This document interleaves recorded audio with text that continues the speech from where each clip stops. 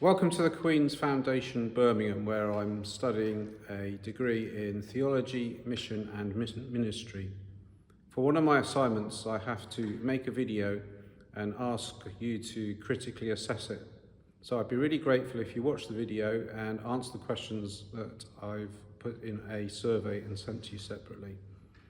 How long has your Christian faith been part of your life? So I would say my Christian faith has been there for my whole life.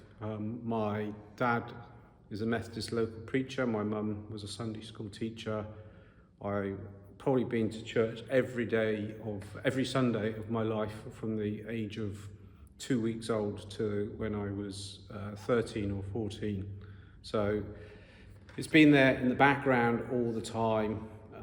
It became much more real to me when I was 15, when I made a decision to become a Christian, and for myself as a result of a challenge from a friend and a journey that two of us went on together. So what would you say to someone who does not have a Christian faith or have the faith that you have?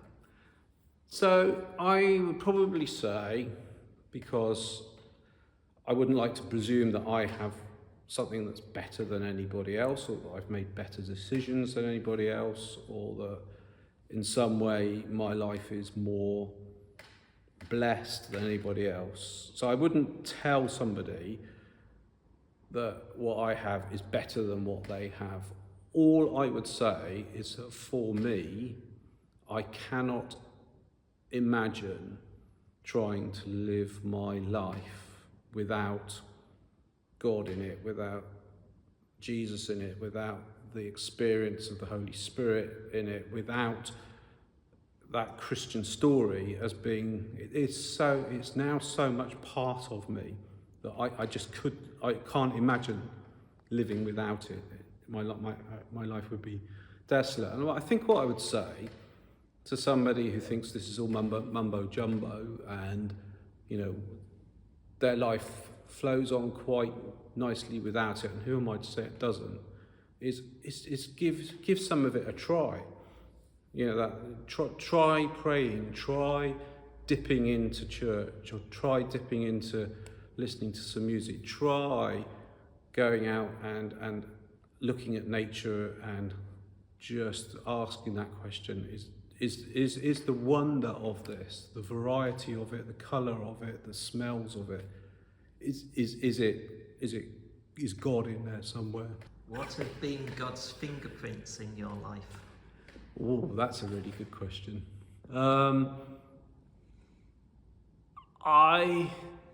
think I appreciate now a lot more some of the stuff that I kind of tried to walk away from in my teenage years. When I used to say, Sunday school is boring, church is boring, my mum and dad's version of Christianity is boring. And maybe it was. to a teenager, it was boring. But I can now look back and I can see how privileged I was to have parents who cared for me and nurtured me in the faith, and for whom talking about Christianity at the dinner table was as normal as talking about the football. I can see that I was really fortunate to be in a church where there were all these old people that you kind of go, oh, they're just an old person. But actually, in retrospect, you realise that many of them were praying for you and cared for you and thought about you. So I think it's taken a long time, but I think with the benefit of age and hopefully some wisdom, I can see the fingerprints go right back to the baby John, who was actually born on a Sunday and prayed for on the day he was born in the Sunday service. So, that feels increasingly special. So what are the main benefits you think you get from your Christian faith?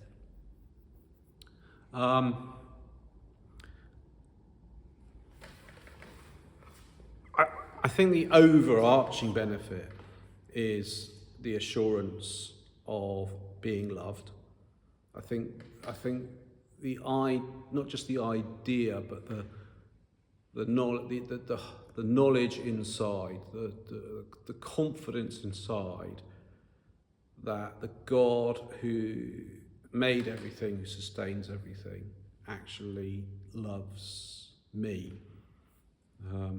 Sometimes despite of me, and sometimes a little bit because of me. It's the daily rhythms and the sense of everything that we do here even in our Christian worship, when we think about the seasons, is actually linked to the creation and the moving of the planets, and the whole thing is a great celestial cosmological dance that we are part of and join in with, and when I start to think about it like that, it just makes me feel so privileged to, life is such a gift, and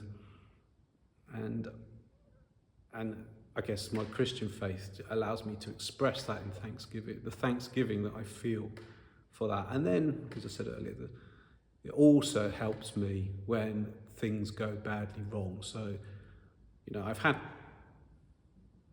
had some challenges in life. A couple of years ago, Diane, my wife, had a stroke, which was a very, very frightening event for me, because I saw her in hospital when she was speaking gobbledygook on the Friday evening, and that night was probably the worst night of my life, because I didn't know whether I was going to get Diane back, and I didn't know which version of Diane I was going to get back. So that was truly frightening. I mean, it was proper frightening.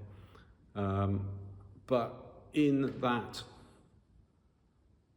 that crisis, in that chaos, I found myself going back to my scriptures and going back to the story of Jesus calming the storm, and the phrase that the disciples in the boat said, that even the waves and the storm obey him.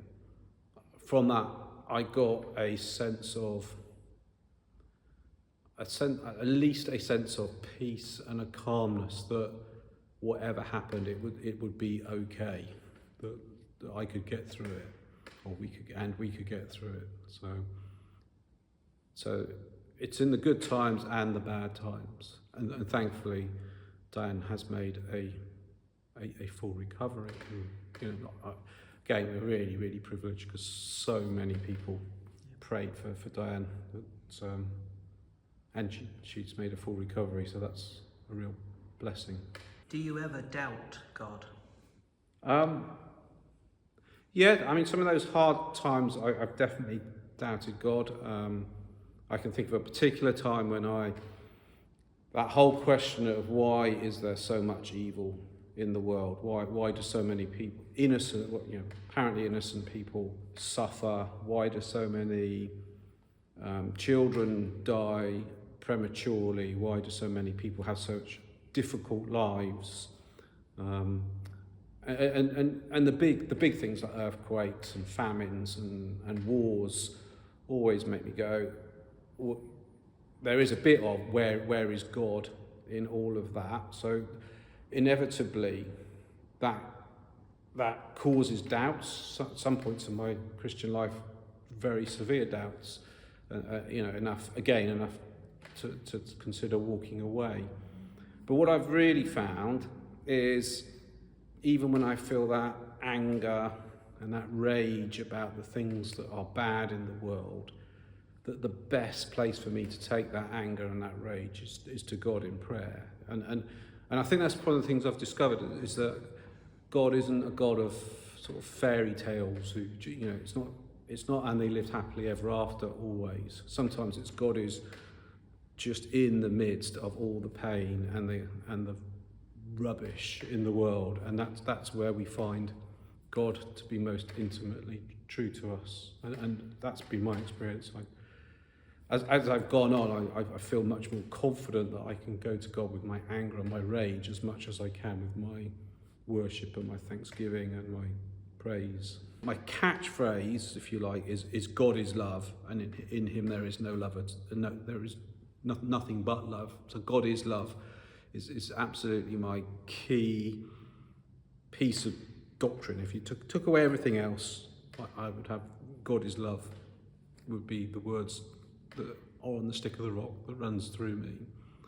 And if I could just, I always feel like Paul in this letter he wrote to the Ephesians, where at one point he says, God's done all these things for you, and I'm really praying for you. And he says, I'm praying with all my strength that God will give you the power, and you think he's going to build up to work miracles or to do this or to do that. And in the end, he says that you would have the power to understand how wide, how deep, how low, how far is the love of God.